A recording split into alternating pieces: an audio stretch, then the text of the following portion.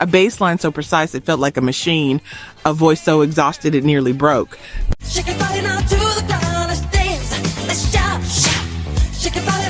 A studio so expensive it bankrupted the label. These weren't accidents, they were the price of the peak.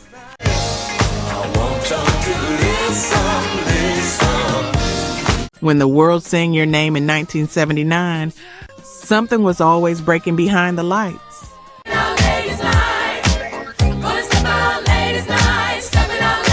Donna Summer recorded through physical collapse. The Jacksons risked $1 million on their own hands.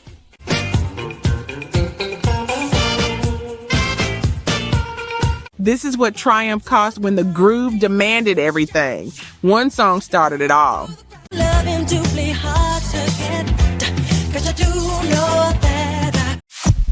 13, Good Times by Chic, 1979. Bernard Edwards locked his fingers into a single, unedited bass line take that mirrored mechanical precision.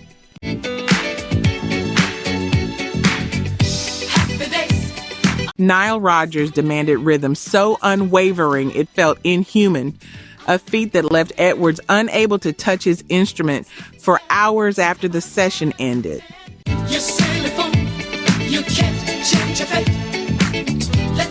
The studio was a former Con Edison substation.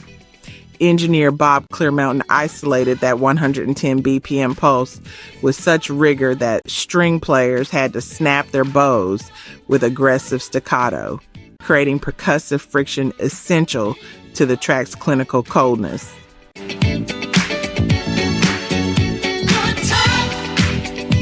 Rodgers rejected melodic variation entirely. He enforced a strict 4-bar loop that forced drummer Tony Thompson to maintain identical hi-hat velocity for 8 minutes straight.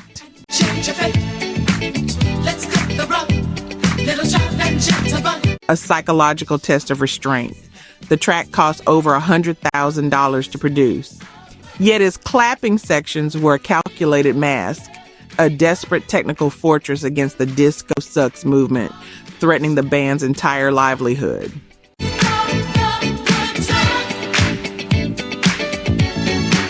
That bass line became the physical DNA for Another One Bites the Dust and Rapper's Delight, replicated by John Deacon and the Sugarhill Gang to trigger the same primal response 40 years later. Edwards felt the weight of perfection, not the glory of it. 12, Dintior, Bad Girls by Donna Summer, 1977. Giorgio Moroder and Pete Bellotti sequenced a relentless 120 BPM pulse using the Roland MC8 microcomposer, forcing Summer to abandon her improvisational phrasing for metronomic vocal discipline.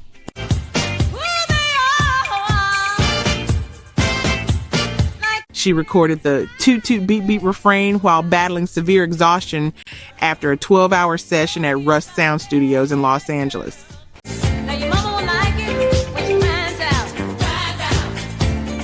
She used repetitive, percussive syllables as a physical anchor to maintain consciousness and pitch against overwhelming monitor volume.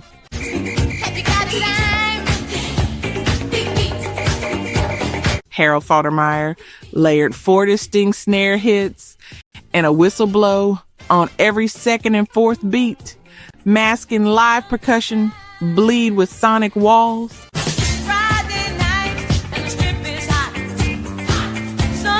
A heated 3 IOAM dispute erupted over the track's lack of street-level aggression. Neil Bogart risked Casablanca Records' solvency on a $1 million double album gamble, betting Summer's religious fan base wouldn't abandon her for a gritty lyrical pivot toward a street solicitation.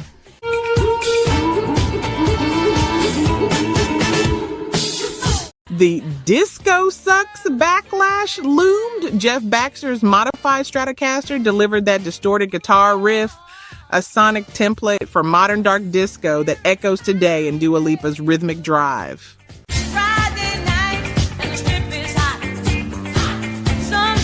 Summer survived the session, not thrived in it. Like the young Jackson would soon discover, the studio demanded more than talent. 11. Don't Stop Till You Get Enough by Michael Jackson, 1978.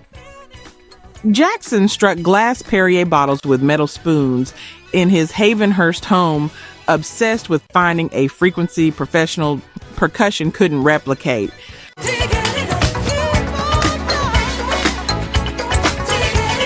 At Alan Zent's recording studios, engineer Bruce Sweetian built a custom Echosonic drum miking setup so sensitive that session drummer J.R. Robinson had to maintain rigid physical posture for hours to prevent bleeds.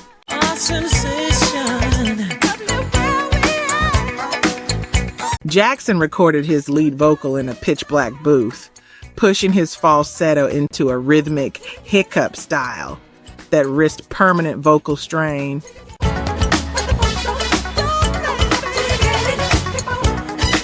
He masked his anxiety about sounding too adolescent for the disco era. Quincy Jones authorized a $250,000 production budget, a massive liability for Epic Records, hiring a full string and horn section.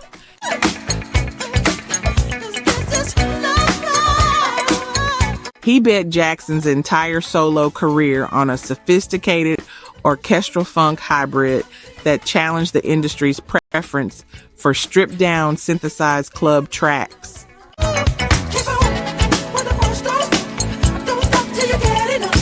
The 128 BPM tempo and specific 4K frequency boost on the brass stabs became the standard for modern dance floor engineering.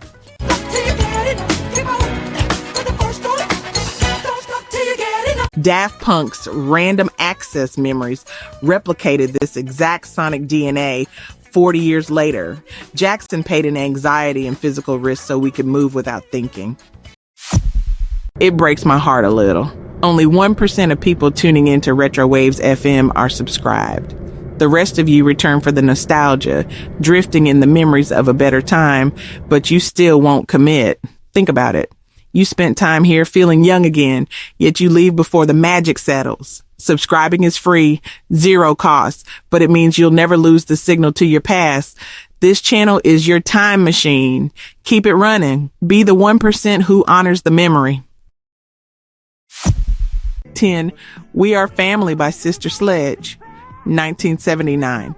Nile Rodgers' 1959 Fender Stratocaster plugged directly into the Neve 8068 console at Power Station Studio A enforced rhythmic rigidity that reduced the Sledge sisters to tears during grueling, repetitive takes.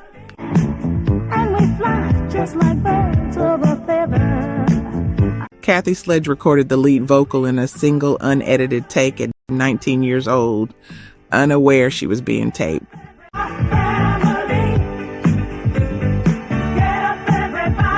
Bernard Edwards designed this strategy to capture the raw, unpolished anxiety of a teenager trying to stay in sync with an unfamiliar, complex arrangement.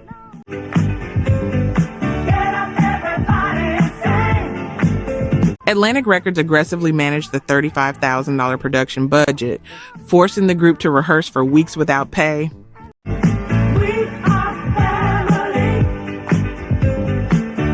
Every note of the bass line had to lock into 120 BPM before expensive 2-inch tape even spun.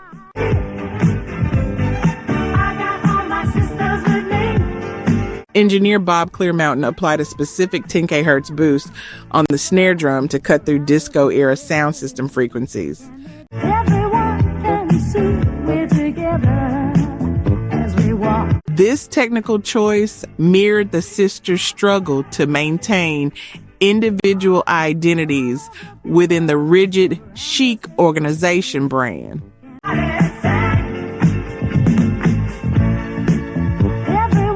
The recording's 2017 induction into the National Recording Registry proved its endurance.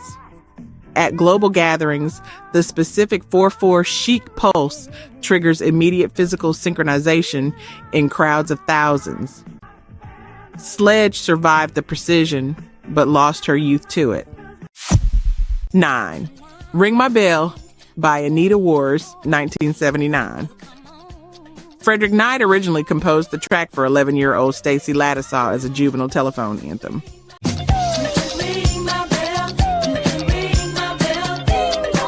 The 1979 transfer to Anita Ward forced a lyrical overhaul to Ringing Bells to mask the singer's profound discomfort with perceived suggestive maturity.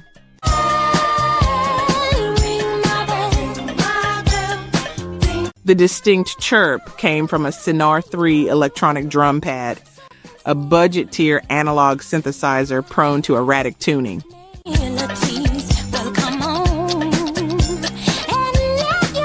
Knight insisted on using it despite its instability, compensating for the lack of a full percussion section during the rushed Memphis session.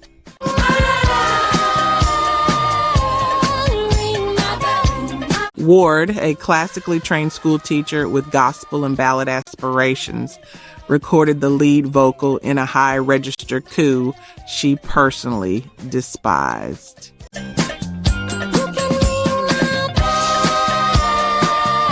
She viewed the session as temporary financial necessity, not career definition.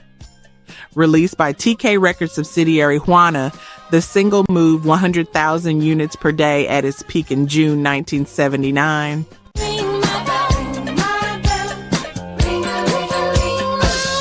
This velocity overwhelmed the small label's infrastructure and trapped Ward in a disco diva persona she spent years dismantling.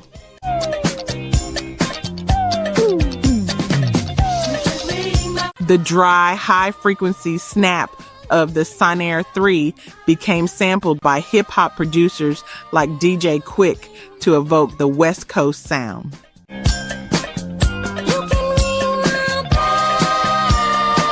A cheap percussive gimmick dictated the rhythmic texture of an entire decade. Ward paid in dignity for a sound she hated. 8. Reunited by Peaches and Herb, 1978. Freddie Perrin gambled his MVP status at Polydor in October 1978, repairing Herb fame with Linda Green to force a vocal chemistry test.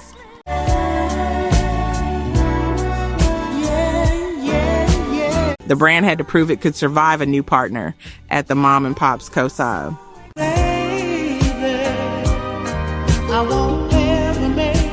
Store Studio A, Herb Fame recorded his parts while working full-time as a security officer, battling sleep deprivation to maintain a sweet tenor after 8-hour patrol shifts.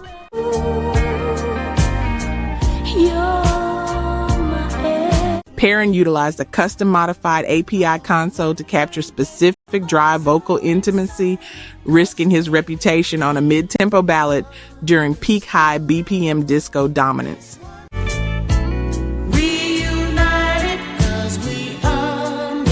The $15,000 production budget was modest but consequential. On June 16, 1979, the single achieved RIA Platinum status, vindicating Fame's decision to quit the police force.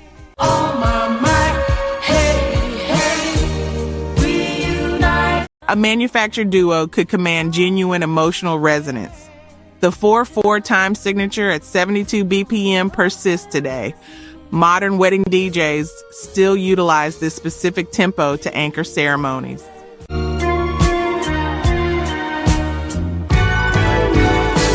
The track's physical frequency triggers a universal Pavlovian response for reconciliation in public spaces. Fame chose music over security, and the world chose him back. 7. Ain't No Stoppin' Us Now by McFadden and Whitehead, 1979. Kenneth Gamble initially rejected the track for the OJs on March 12, 1979, forcing Gene McFadden and John Whitehead to risk their established $15,000 per song writing status. I know you refuse to be held down anymore. They recorded it themselves as an act of defiance against their own mentors. At Sigma Sound Studios, engineer Joe Tarsia used a specialized 24-track Scully recorder to capture their vocal takes. Together, we're polishing up our act. 14 hours of continuous tracking were required because Whitehead's voice was physically shredded from the strain of proving they were more than behind-the-scenes staff.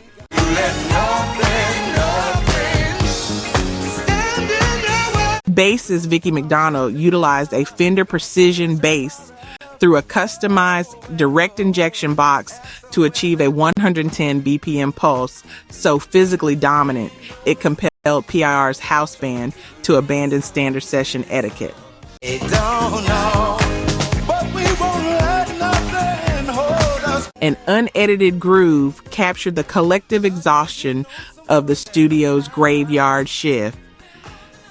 Despite a measly $5,000 initial marketing budget, the song's 12-inch single became mandatory at the Paradise Garage. Ask them where they're going, they don't know. The sheer sonic pressure of the low-end frequencies forced DJs to recalibrate their entire sound systems. But now it looks like things are finally coming around.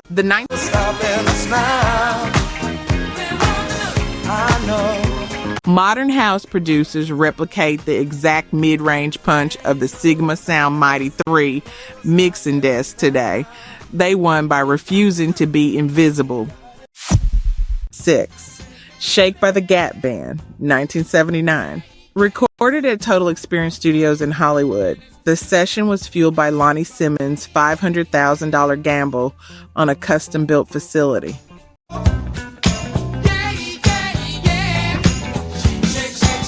This financial precipice forced the Wilson brothers to pivot from gospel funk roots into leaner, synth-driven aggression to ensure the studio's survival.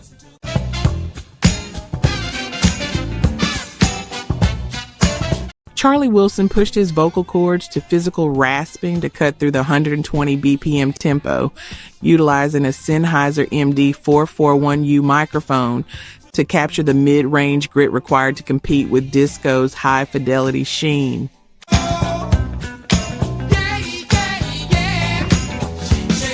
Ronnie Wilson's insistence on a syncopated walking bass line necessitated the ARP Odyssey synthesizer, a monophonic machine prone to tuning drift in the sweltering heat.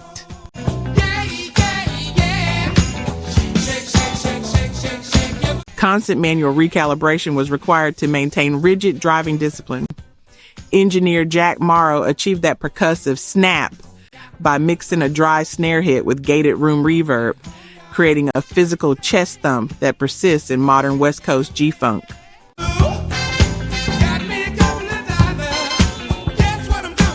DJ Quick mirrors this exact frequency-dependent impact to trigger visceral audience response.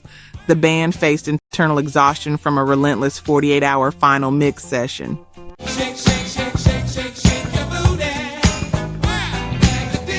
A grueling endurance test intended to strip away any soft jazz influences in favor of hard-edged commercial durability. Wilson's voice never fully recovered. 5. Ladies' Night by Kool and the Gang, 1979. Deodato replaced the group's self-production at Media Sound Studios, stripping complex horn arrangements to resolve a 3-album slump that left the band facing total professional obsolescence. This is your night, tonight, everything's gonna be all right. This is your... Engineer Jim Bonifant utilized the Roland Chorus Echo RE301 to thicken James J.T. Taylor's vocals, a technical necessity to mask the singer's initial nerves during his first session after being recruited to save the group's identity. Come on, you disco lady, yeah, stay with me tonight. Robert Kool Bell suppressed his jazz fusion-based spontaneity for a strict metronomic 120 BPM 4-on-the-floor pattern.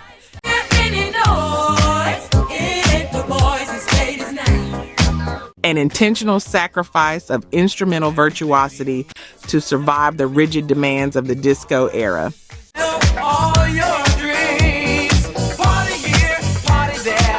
The RIA Platinum certification on January 10, 1980, validated the high-stakes gamble of hiring a lead singer. And the feeling's right. Oh, yes, it's ladies' night. Oh, what a night. Years of internal financial strain and the threat of being dropped by D-Light Records finally ended.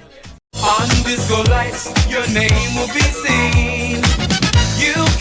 The Ladies' Night hook remains a mandatory 10 RPM trigger for club DJs globally, maintaining a physical grip on dance floors that mirrors the exact syncopation found in Lizzo's About Damn Time.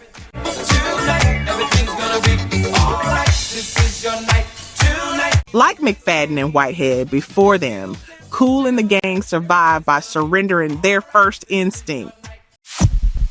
3. After the Love Has Gone by Earth, Wind and Fire, 1978, Bill Champlin, Jay Graydon, and David Foster completed the composition after a grueling 3 UAM session where the complex bridge transition, a series of rapid-fire key changes, was nearly abandoned due to sheer mental fatigue.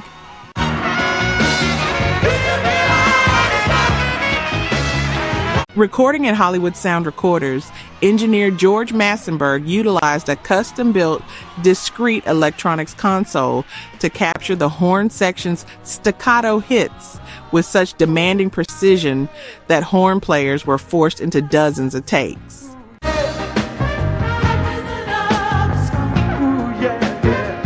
They fought to achieve a machine-like unity that threatened their physical embouchure.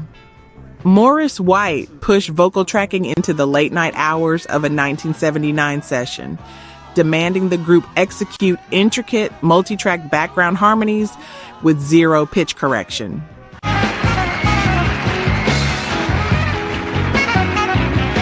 Vocalist throats were physically raw from repetitive straining for the high B-flat. During the final mix, David Foster insisted on a specific 1970s EMT 250 digital reverb setting to create the song's signature shimmer.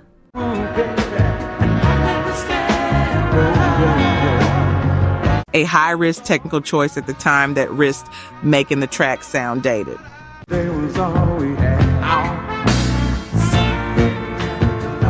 Yet it successfully masked subtle bleed-through from over-rehearsed rhythm tracks. The recording's legacy is heard today in the meticulous vocal layering of modern R&B artists like P.J. Morton.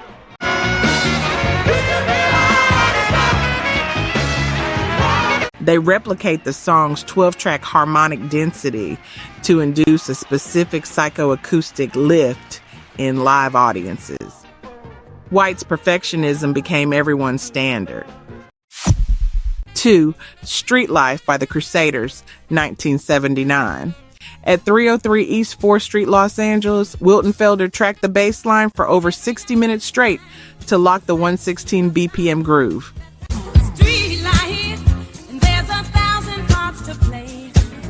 He battled numbing in his fingers to maintain the walking thumb pop technique required to anchor the song's disco jazz crossover.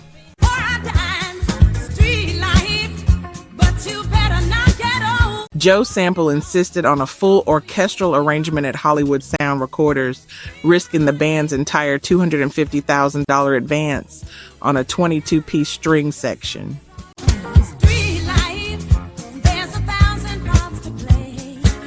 He ensured the track possessed cinematic weight that defied the era's lean funk standards.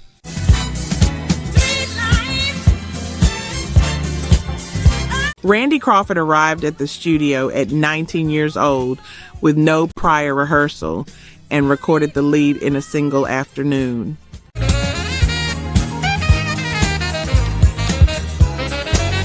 Her vocal delivery was shaped by literal shivering from the studio's aggressive air conditioning, which forced the tight, vibrato heavy grit heard on the final master.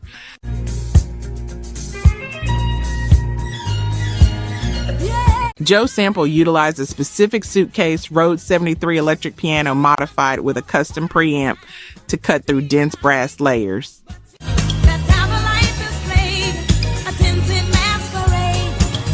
His refusal to let harmonic complexity be buried by aggressive commercial mix drove this technical choice.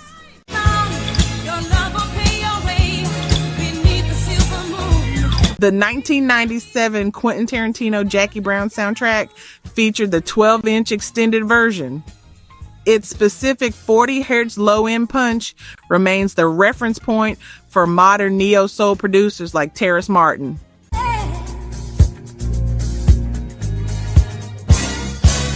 They recreate the track's analog warmth to evoke the specific atmospheric tension of 1970s Los Angeles street culture. Felder's fingers never fully straightened again. 1. Rapper's Delight by Sugarhill Gang, 1979. Sylvia Robinson's $2,500 investment in a makeshift studio session on September 21st, 1979, forced 3 untrained MCs to record the 14-minute track in a single take. So your heart starts pumping and you think of a lie and you say that you already ate and your friend says... The label lacked capital for tape edits or retakes. Positive K's Fender Precision bass line was re-recorded by 17-year-old Chip Sheeran for $70, who endured 70 consecutive minutes of playing to maintain the Good Times pocket.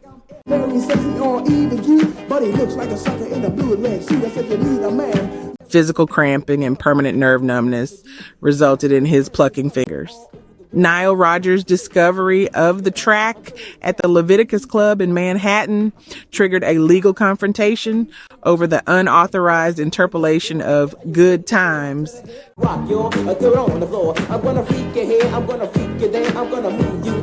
The threat to bankrupt Sugarhill Records ended only when a settlement granted Rodgers and Bernard Edwards 100% of the songwriting royalties.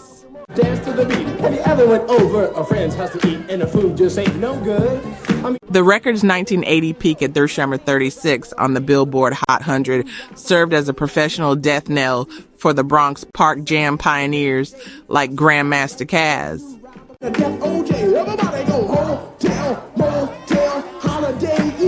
His uncredited lyrics were lifted verbatim from his notebook by Big Bank Hank while Hank worked a shift at a pizza shop. The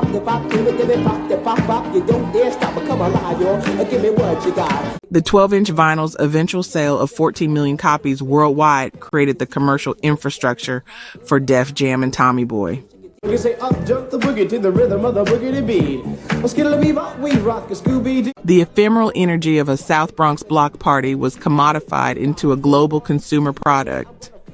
Sheeran's hands paid the price for a revolution he would never own.